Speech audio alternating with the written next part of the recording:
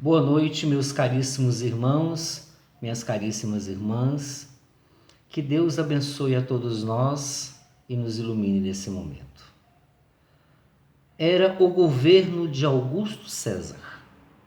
Instalara-se em todo o Império Romano a chamada Pax Romana. Naquele período então glorioso para Roma, para o Império Romano, já que Augusto César sagrara-se imperador de Roma, iria descer ao mundo um dos seres mais extraordinários que nós conhecemos na história. Desceria ao planeta Terra aquele que seria a luz do mundo, aquele que seria o caminho, a verdade e a vida, como ele mesmo o dissera. Então, nesse período de grande paz de Roma, veio ao mundo naquela noite inesquecível, na pequenina cidade de Belém, filho de Maria e de José, humilde, num recanto, numa estrebaria, materializou-se no mundo a figura inolvidável de Jesus. Ele conseguiu, através dos seus ensinamentos, da sua vida, estabelecer no mundo uma nova ordem de coisas.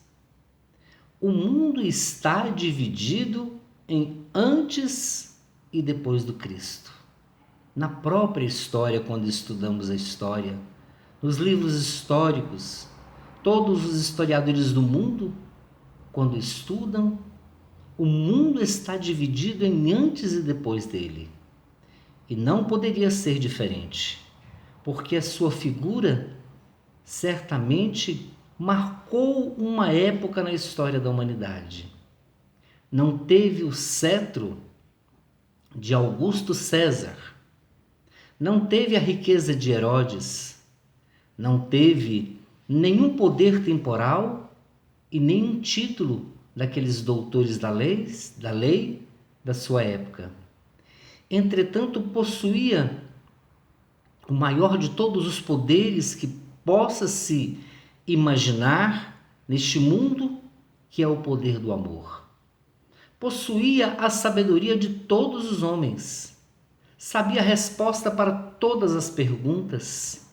Nada que ele perguntasse ficava sem resposta, porque para Jesus, na sua sabedoria infinita, não havia mistérios, não havia respostas, perguntas irrespondidas, e ele sempre sabia a verdade e representou a verdade enquanto esteve aqui na Terra, e ainda o símbolo maior da verdade neste mundo, na condição de excelente governador do planeta Terra.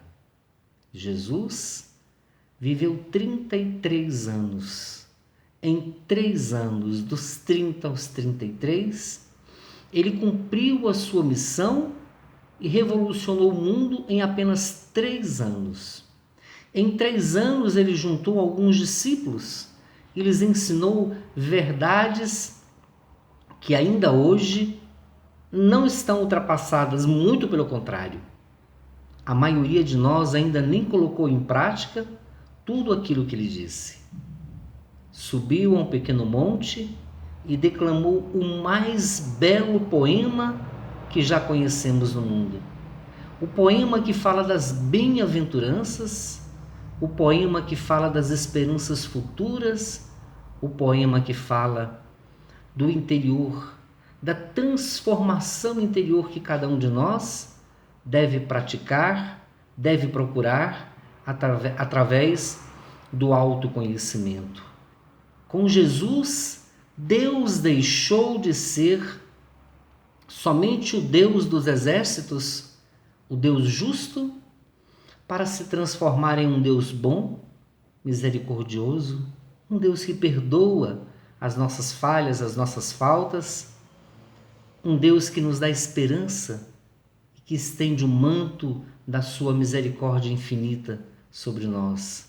Com Jesus, o mundo entrou em uma nova era.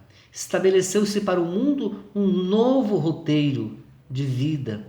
Os códigos do mundo não foram mais os mesmos.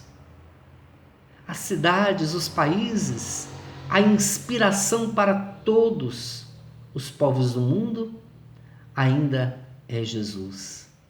Hoje, mais de 500 mil livros foram escritos sobre Jesus. O nome mais procurado na internet, quando se digita, é Jesus. Nos 4 cantos do planeta, a palavra Jesus está sendo dita e repetida infinitas vezes. E o seu evangelho, cada vez mais, tem conquistado o coração dos homens. E foi ele mesmo quem o disse: enquanto esse evangelho não for pregado a toda a gente, em todo o mundo, quando for pregado em todo o mundo é que chegará o fim. Porque as pessoas interpretam como o fim do mundo. Não. É o fim da maldade humana. Pois quando esse evangelho for pregado em todo o mundo e todos estiverem vivendo intensamente o evangelho de Jesus, o evangelho do Cristo, todos nós vivendo esse evangelho, a maldade será varrida para sempre do planeta Terra. E então, um irmão não precisará mais ensinar ao outro irmão, como dizia Paulo: conhece o Senhor.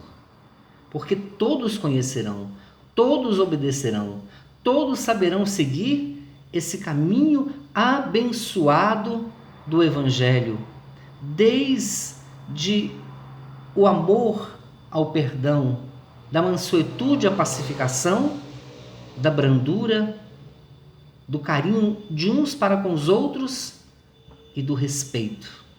Serão a tônica de todos aqueles que estarão vivendo neste planeta.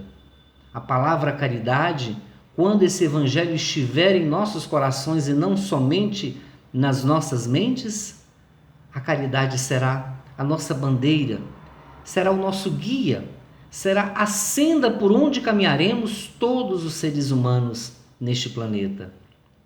Quando os parágrafos da divina lei estiverem dentro do coração de cada um de nós, conseguiremos então transformar as armas em flores, em arados. Conseguiremos transformar as penitenciárias em escolas e faremos surgir certamente um mundo novo, muito mais feliz e muito mais belo. Que Deus nos inspire e nos abençoe a estudar e a praticar esse divino Evangelho do Senhor Jesus. Muita paz.